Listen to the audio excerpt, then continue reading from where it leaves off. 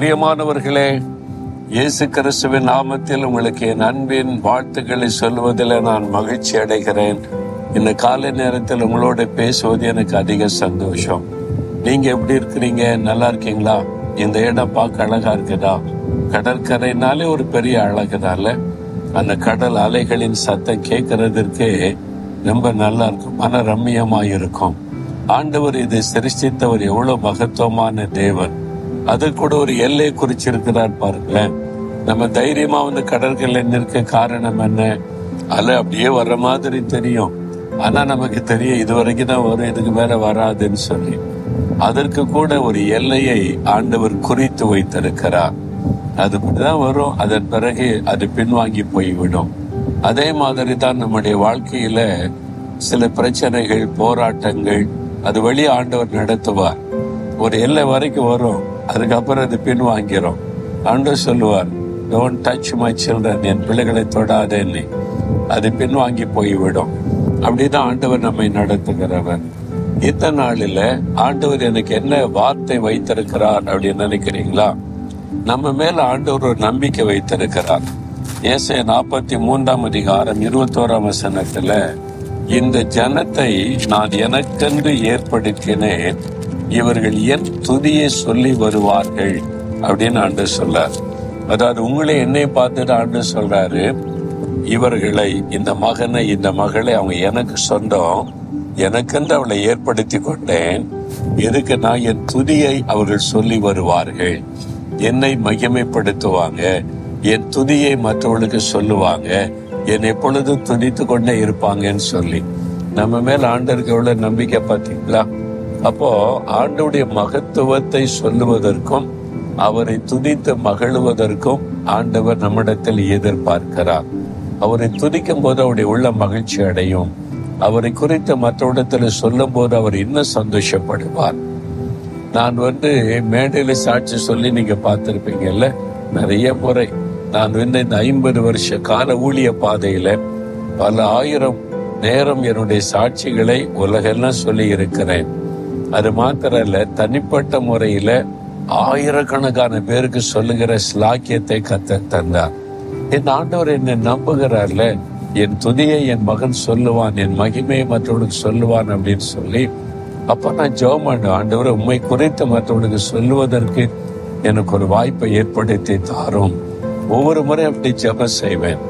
ஒரு சமயம் ஒரு விமானத்திலே நான் பிரயாணப்படுகிற சூழ்நிலை வந்தது.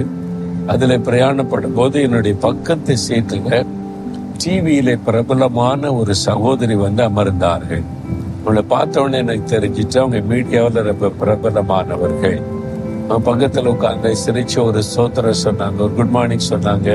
நானும் சொல்லிக் கொண்டேன். நான் மனதில் ஜெபித்த, இவங்களுக்கு நான் உண்மை பற்றி சொல்லணும் ஆண்டவரே, உங்களுடைய அன்பை, உங்களுடைய மகத்துவத்தை உங்களுக்கு சொல்லணும், எனக்கு ஒரு வாய்ப்பை உண்டு பண்ணி தாருங்கன்னு சொல்லி. சும்மா டக்குன்னு பேசிட முடியாதுல்ல. அப்போ விமான பிரயாணம் போய் கொண்டு இருந்தோம். உணவு கொடுத்தார்கள், எல்லாருக்கும் உணவு கொடுத்தார்கள். அப்படி கொடுக்கும்போது நான் சொல்லிட்டு, எனக்கு வேண்டான்னு சொல்லி தண்ணி மாத்திரம் வாங்கி குடித்து கொண்டேன். கேட்டான், ஏன் நீங்க சாப்பிடல அப்படின்னு சொல்லி. அது என்னுடைய உபவாச நாள். நான் வாரந்தோறும் உபவாசிக்கிற குறிப்பிட்ட நாள் எங்க போனாலும் அந்த உபவாசத்தை கூடுமான வரைக்கும் நான் கடைப்பிடிப்பேன். அந்த நேரம் ஜெபம் பண்ணி கொண்டு இருப்பேன். அப்போ ஒரு புஸ்தகத்தை வாசித்து கொண்டு மனதில் ஜெபித்து கொண்டு இருந்தேன். கேட்ட உடனே நீங்க எனக்கு ஃபாஸ்டிங் டே, உபவாசம் பண்ணி ஜெபம் பண்ணுவேன், எதுக்கு ஜெபம் பண்ணுவீங்கன்னு அப்படி கேட்டாங்க. அப்ப மெதுவா நான் தேசத்துக்காக ஜெபிக்கலாம் சொல்லிட்டு, அப்ப மெதுவா நீங்க யாரு என்ன செய்றீங்க கேட்ட போது ஆண்டவர் வாய்ப்பு கொடுத்தார். அப்ப நான் சொன்னேன், நான் ஒரு இந்து குடும்பத்துல பிறந்து ரொம்ப பக்தியா இருந்தேன்.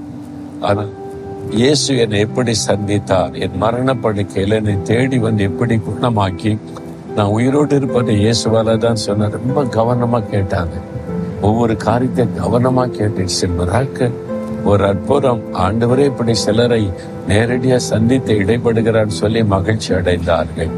அப்ப இயேசுடைய அன்பும் அவருடைய வல்லமையும் அவர்களுக்கு சொல்லப்பட்டாரு.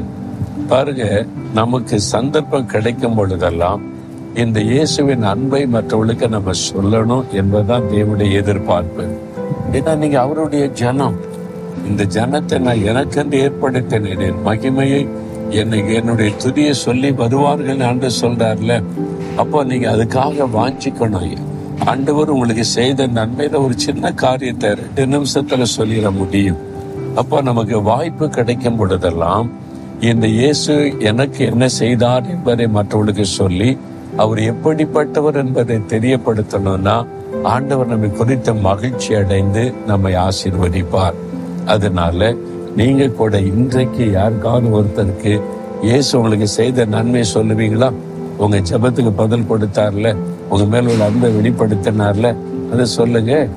இது மாதிரி இயேசு எனக்கு செய்தார், உங்களுக்கு செய்வார், உங்களுக்காக நான் பிரார்த்தனை பண்ண சொல்லுங்க. எவ்வளவு பெரிய சந்தோஷம் தெரியுமா? எத்தனையோ மக்கள், கிறிஸ்தவர் அல்லாத மக்கள், இஸ்லாமியர்கள், இந்துக்கள் சொல்லும் அவ்வளோ சந்தோஷமா எனக்காக பிரார்த்தனை பண்ணி கொள்ளுங்கன்னு அன்பா கேட்பாங்க. யாரும் கோபப்பட்டதில்லை, எரிச்சல் பட்டதில்லை, இதெல்லாம் சும்மா பேசாதங்கன்னு சொன்னது கிடையாது. நம்ம மகிழ்ச்சியா ஏற்றுக்கொண்டு தங்களுக்காக பிரார்த்தனை பண்ணுங்கன்னு கேட்டுக்கொண்டார்கள்.